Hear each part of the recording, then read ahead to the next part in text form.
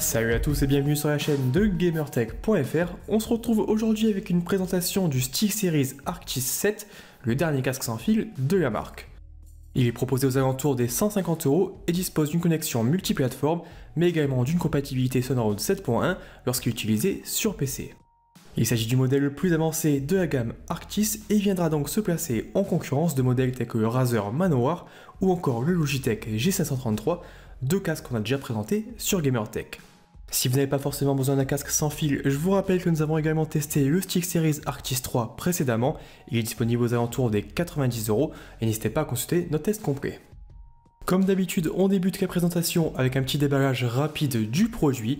Donc le casque est proposé dans une boîte cartonnée plutôt sympathique. On y retrouvera donc l'Arctis 7 ainsi que ses différents accessoires. On en reprogramme un câble pour l'écoute en filaire, un câble USB pour pouvoir recharger sa batterie interne, ainsi qu'un émetteur qui permettra de profiter d'une connexion sans fil à la fois sur console et sur PC. A première vue, l'ensemble apparaît de qualité, mais on va repasser ensemble sur le design et l'ergonomie du casque, ses fonctionnalités ainsi que ses performances. On commence donc avec le design du casque qui reprendra une construction assez similaire à celle des modèles Arctis 3 et Arctis 5. En effet, la différence entre les différents modèles de la gamme se fait surtout au niveau des fonctionnalités, mais pas forcément au niveau du design.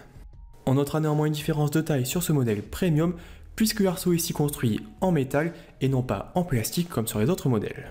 L'ensemble se veut donc un peu plus large et imposant, mais surtout bien plus solide et il pourra donc, comme on le voit ici à l'image, résister à de nombreuses torsions sans forcément risquer la moindre casse. Le système d'ajustement reste de son côté identique à celui des précédents modèles, avec une sorte de bandeau élastique qui viendra entourer l'arceau et s'ajuster automatiquement en fonction de la morphologie de votre crâne.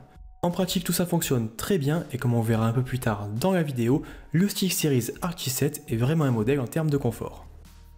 On notera également au passage qu'il est possible de retirer et de remplacer les bandeaux élastiques. La marque propose des bandeaux supplémentaires aux alentours des 15 € directement sur son site afin de pouvoir personnaliser l'apparence de son casque.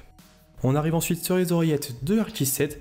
Elles disposent d'un revêtement soft touch plutôt agréable et pourront être repliées à plat pour faciliter le rangement ou le port autour du cou. Elles pourront également pivoter sur quelques degrés sur un axe horizontal afin de mieux s'adapter à la plupart des utilisateurs. Le casque fonctionnant sans fil, la plupart des commandes sont directement positionnées sur ses oreillettes. On aura donc une première molette qui permettra d'ajuster le volume sonore entre son jeu et son chat vocal, et un bouton d'alimentation sur l'oreillette droite. Du côté de l'oreillette gauche, on retrouvera un bouton permettant de couper l'enregistrement du microphone, ainsi qu'une molette pour le volume général.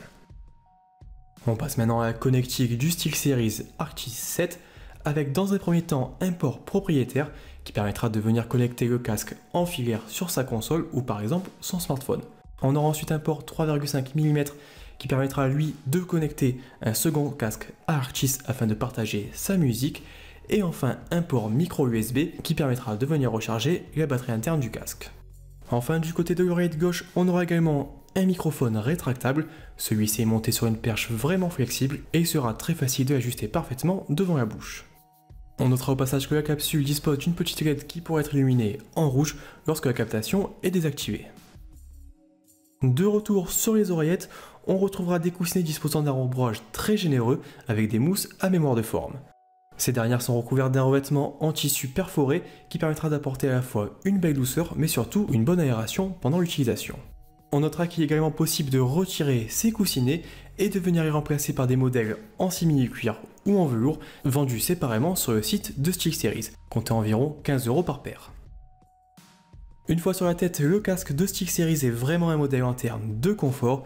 Il est possible de garder celui-ci pendant plusieurs heures sans forcément ressentir la moindre gêne ni la moindre sensation de chaleur et il s'agit clairement de l'un des casques les plus confortables du marché. Avant de revenir au logiciel de SteelSeries, on passe rapidement sur l'installation du casque. Vraiment de ce côté, rien de plus simple puisqu'il suffira de venir brancher ce petit émetteur sur un des ports USB de sa console ou de son PC et on aura également la présence d'une sortie pour venir y connecter ses enceintes ou encore d'une entrée pour par exemple venir y connecter son smartphone afin de pouvoir écouter les musiques stockées sur son smartphone directement en sans fil avec le casque. Avant de revenir aux performances du casque, on passe rapidement sur le logiciel qui l'accompagne. Depuis celui-ci, on pourra créer différents profils afin d'obtenir des configurations différentes en fonction de ses jeux et tes applications. Et on aura ensuite des options sonores, donc comme par exemple ici, le fait de pouvoir activer un son Sonorode 7.1 grâce à la fonctionnalité DTS Headphone X, donc on aura également quelques pré-réglages. On pourra choisir ici de paramétrer un égaliseur un peu plus précisément, ou venir choisir encore des réglages proposés par SteelSeries. Et on aura ensuite des options concernant le microphone, avec la possibilité d'activer un monitoring afin d'entendre sa voix directement dans le casque, et également une seconde option pour gérer le volume du microphone. On passe maintenant aux performances sonores de ce SteelSeries Arctis 7, et la première chose à prendre en compte, c'est qu'on n'aura pas forcément les mêmes résultats que l'on joue sur PC ou sur console. En effet, lorsque le casque sera connecté sur Xbox ou sur PS4, il faudra se contenter d'un son en stéréo, alors qu'en connectant celui-ci sur PC, on pourra profiter d'un son en 7 points comme expliqué précédemment, mais également avoir accès à certains réglages. Si les performances sonores du casque restent globalement très correctes, on conseillera néanmoins sur PC de diminuer légèrement les basses puis d'augmenter un peu les médiums afin d'obtenir un son plus homogène et moins brouillon. Testé sur plusieurs titres tels que Overwatch ou encore Final Fantasy XIV, le résultat est vraiment très agréable et on prend un énorme plaisir à profiter de ces jeux avec ce nouveau SteelSeries Arctis 7. Le dernier point à prendre en compte, c'est comme d'habitude le microphone du casque. Donc vous avez sûrement remarqué que ma voix a été ici modifiée, c'est parce que je suis justement en train d'utiliser celui-ci pour enregistrer ce passage. Donc comme on peut le voir, la qualité est vraiment très claire, même si on aurait aimé avoir un gain un petit peu supérieur. Mais dans l'ensemble ça reste plus que correct et cela suffira largement pour échanger avec les autres joueurs. Voilà donc pour cette présentation rapide du SteelSeries Arctis 7. Je rappelle qu'il est proposé aux alentours des 150 € et qui est compatible en sans fil sur PC et console et en filaire sur la plupart des plateformes.